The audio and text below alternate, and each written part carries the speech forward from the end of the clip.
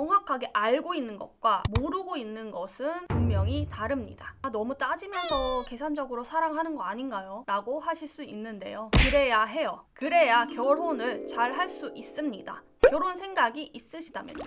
안녕하세요, 여러분. 오늘의 주제는 결혼입니다. 저의 구독자 여러분들 중에서요, 미혼이신 분들의 비중이 굉장히 더 많더라고요. 간혹 저에게 질문을 주십니다. 어떻게 하면 결혼을 잘 할 수 있을까요? 제 나이가 이제 30대인데 늦은 것 같아요. 라고 말씀하시는 분들도 계시고요. 또 20대인데 앞으로 결혼을 어떻게 해야 할지, 어떻게 하면 결혼을 잘 할 수 있을지 궁금합니다. 라고 질문을 주시는 분들도 많이 계셨어요. 제가 또 비혼주의에서 결혼을 하게 된 케이스인데요. 사실 여전히 결혼이 필수라고는 생각하진 않아요. 또 나이가 됐다고 해서, 나이가 찼다고 해서 결혼을 하기보다는요, 나의 남은 평생을 정말 진심으로 함께 하고 싶은 사람, 그 사람이 있다라면 결혼을 하는 게 맞다라고 생각은 합니다. 결혼을 하느냐 마냐보다 누구와 결혼을 하느냐가 더 중요하다고 생각해요. 아무튼 저는 이제 결혼한 지 6년이 지났고 7년 차에 접어들었는데요. 현재로서는 결혼하길 잘했다고 생각을 합니다. 좀 더 정확히 말씀드리자면 지금의 남편과 결혼하길 잘했다라는 생각을 합니다. 제 인생에서 가장 잘한 일 탑3에 드는 것 같아요. 만약에 지금의 남편이 아니었다면 결혼을 하지 않았을 거예요. 여전히 비혼주의로 살았겠죠. 결혼을 만약에 했다 하더라도 한 10번은 이혼하지 않았을까. 그만큼 굉장히 좋은 사람을 만났다는 뜻입니다. 감사하며 살고 있어요. 그렇다면 어떻게 하면 좋은 사람과 결혼을 잘 할 수 있는 건지, 그 가능성을 조금이라도 높이고 싶다면 어떤 방법들이 있는지 저의 개인적인 생각을 말씀드려 볼게요.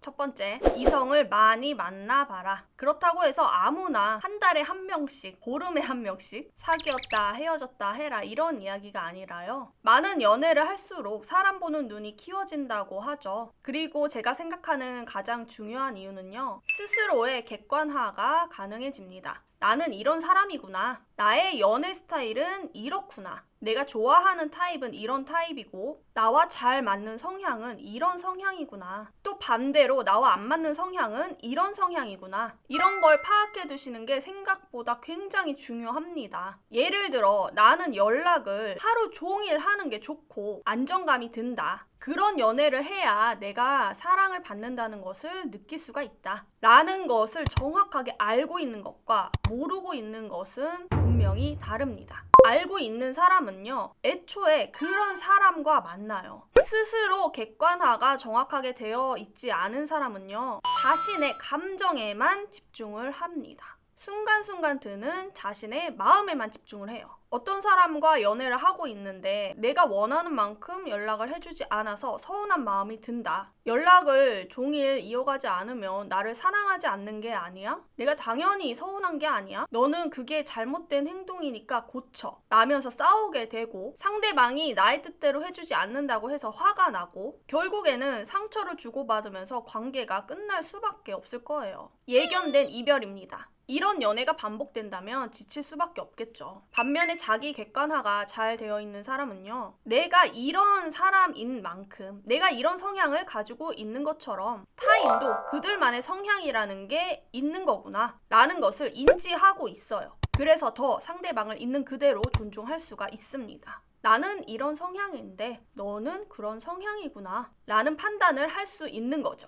그리고 내가 원하는 연애 스타일이 무엇인지, 나와 안 맞는 성향이 무엇인지 정확히 파악을 하고 있다면 시간을 벌 수도 있습니다. 또 다양한 사람을 많이 만나다 보면 사람 보는 눈이 길러진다고 하죠. 타인 역시 객관화를 잘 할 수 있게 돼요. 잘 될 수밖에 없어요. 나와 맞지 않는다면 애초에 연애를 시작하지도 않을 겁니다. 사랑한다면 당연히 어느 정도 맞춰가면서 조율은 할 수 있으나 본질적인 부분에서 나와 잘 맞는 성향의 사람을 만나시는 게 현명합니다. 그러기 위해서는 정확한 자기 객관화가 필요하다. 자기 객관화가 잘 되어 있고 다양한 사람들을 많이 만나다 보면 타인에 대한 객관화도 잘 할 수 있는 능력이 길러진다. 즉, 사람 보는 눈이 길러진다. 그러니 적극적으로 이성을 많이 만나봐야 한다. 두 두 번째, 이성을 만날 때 매 순간 결혼을 염두에 두고 만나라. 20대 후반에서 30대 분들이시라면 자연스럽게 연애를 결혼까지 이어서 생각하실 수 있을 거예요. 하지만 20대 초중반 분들께서는 이 이야기가 살짝 와닿지 않으실 수도 있어요. 그런데 나는 언젠가 꼭 결혼을 할 것이고 되도록 결혼을 잘 하고 싶다라면 애초에 이성을 만날 때 처음부터 결혼을 염두에 두시고 만나는 것이 좋습니다. 여러 가지 다방면으로 신중하게 살펴보면서 생각을 하면서 만나라는 뜻이에요. 그래야 관계를 무탈하게 잘 이어갈 수 있고 또 사람 일은 모릅니다. 이 사람과 결혼 생각이 없었어도 그렇게 연애에서 결혼까지 이어질 수도 있어요. 그리고 매 순간 결혼을 염두에 두고 상대방을 바라본다면 이 사람이 진짜 좋은 사람임을 깨달을 수 있습니다. 내가 미처 보지 못했던 좋은 면들이 보일 수도 있어요. 또 반대로 이 사람은 그렇게까지 좋은 사람은 아니구나 라는 걸 알 수도 있겠죠. 보이지 않던 이면을 볼 수도 있어요. 결혼 상대라는 게 나의 남은 한평생을 함께 할 사람인데 너무 큰 문제가 하나 있다. 예를 들면 술만 마시면 X가 된다. 그런데 나에게 잘해줄 땐 한없이 잘해주고 가끔 그것 때문에 싸우긴 해도 연애를 지속하면서 큰 문제가 있는 것 같지는 않다. 이런 식으로 생각하시면 위험합니다. 결혼하면 더 했지 덜 하지는 않을 거예요. 연애 당시 결혼했을 때 문제가 될 만한 부분이 없는지, 고칠 수 없는 부분이 있는지, 나와 너무 상반되게 크게 맞지 않는 부분이 있는지 신중하게 잘 살펴보시는 게 중요합니다. 마냥 그냥 좋다고 해서 만나서 놀고 그러지만 마시라는 거예요.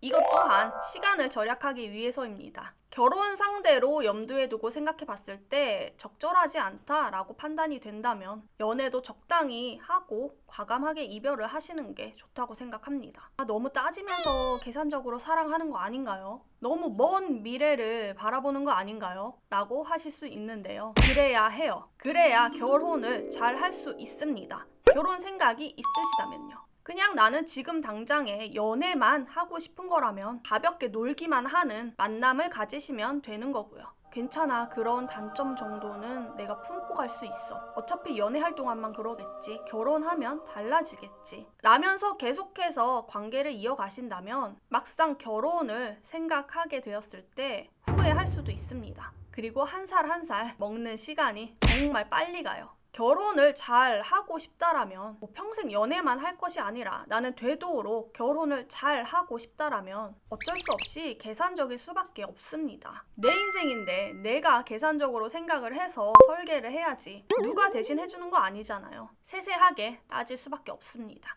경제적 능력, 직업, 집안 이런 거는 다 차치하고서 1차적으로 인성, 성향, 인격, 습관적인 부분들에 대해서 먼저 말씀드리는 거예요. 내가 평생 문제 삼지 않을 수 있다거나 상대방이 완벽하게 고친다거나 한다면 괜찮을 수 있겠지만 그게 아니라면 걸리는 문제가 있다면 한번 깊게 고민을 해보세요. 그리고 대화를 나눠보세요. 흐린 눈 하지 마시라는 거예요. 언젠가 나는 결혼을 꼭 하고 싶고 되도록 결혼을 잘 하고 싶다라면 이성을 만날 때 매 순간 결혼을 염두에 두고 만나라.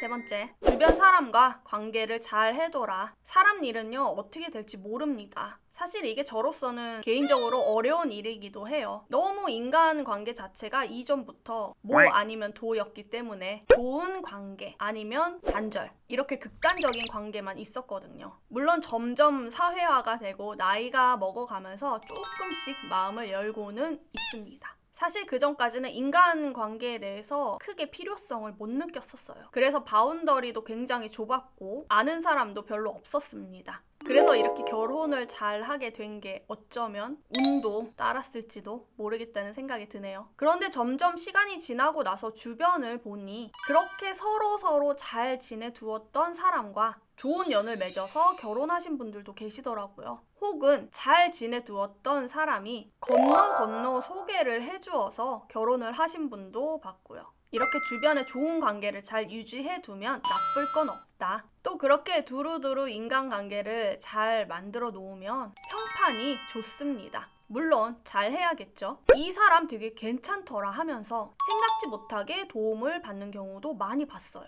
결혼을 잘 하고 싶다라면 너무 저처럼 선을 그어서 인간관계를 정하시기보다는 두루두루 주변에 좋은 관계를 잘 만들어서 가꿔 놓으신다면 언젠간 좋은 인연을 만날 수 있을 것이다. 5번째, 사랑하라. 한 번도 상처받지 않은 것처럼. 이 문구는 많이 들어보셨죠? 알프레드 디 수자 선생님의 시 한 구절이기도 하고요. 또 류시화 선생님의 시집의 제목이기도 합니다. 저는 20대 때 이 문구를 보고 도대체 그게 무슨 소리야? 어떻게 그럴 수가 있어? 라고 생각했었거든요. 그런데 한 해 한 해 지나면서 어쩌면 이게 삶의 진리이지 않을까라는 생각이 들었던 때가 있었습니다. 한 번도 상처받지 않은 것처럼 사랑하라는 말이요. 과거에 머무르지 말고 과거의 일로 현재에 영향을 받지 말고 현재에 충실하면서 내가 있는 지금을 온전히 잘 살아가라 라는 뜻이라고 생각해요. 사랑하면서 크고 작은 상처를 받지 않을 수는 없습니다. 그럼에도 불구하고 나는 기꺼이 사랑하는 용기를 갖는 것이 중요합니다. 과거의 경험들로 인해 내가 또다시 상처받는 것이 두려워서 사랑하기를 주저한다면 지나간 날들에 대해 후회하는 건 결국 내 몫인 거예요. 지금의 현재도 과거가 됩니다. 지금 이 순간도 지나가고 있고 과거가 되어가고 있어요. 과거를 생각했을 때 후회스럽지 않도록 최선을 다해서 현재를 열심히 잘 살아가시는 게 중요합니다. 지나간 일은 지나간 거예요. 지금이 중요합니다. 제가 항상 강조하는 이야기죠. 사랑할 사람이 없다면 나라도 사랑하세요. 그리고 주변을 한번 둘러보세요. 식물이 담겨있는 작은 화분이라도 하나 키우시면서 사랑을 주는 연습을 한다면 또 그 식물이 나에게 주는 사랑을 느낄 수가 있을 거예요. 그렇게 사랑을 주고받는 것을 올바르게 깨닫고 있는 사람에게는요, 빛이 납니다. 인간은요, 그런 사람에게 본능적으로 끌리게 되어 있어요. 그렇게 늘 따뜻한 마음을 품고 나에게 주어진 하루하루를 소중하게 열심히 최선을 다해서 행복하게 보내시길 바라겠습니다. 그럼 언젠가 좋은 인연이 반드시 찾아올 거라고 믿습니다. 오늘 준비한 내용은 여기까지고요. 영상이 도움이 되셨다면 구독과 좋아요 부탁드리겠습니다. 궁금하신 내용이 있으시다면 댓글 많이 남겨주세요. 컨텐츠 제작에 참고하도록 하겠습니다. 제가 매일 개인 상담을 진행하고 있는데요. 상담이 필요하신 분들께서는 영상 아래 더보기란 참고해주시면 되겠습니다. 요즘에 독감이 유행이라던데 모두 건강 조심하시길 바라겠습니다. 그럼 저는 또 다음 영상에서 만나 뵐게요. 안녕.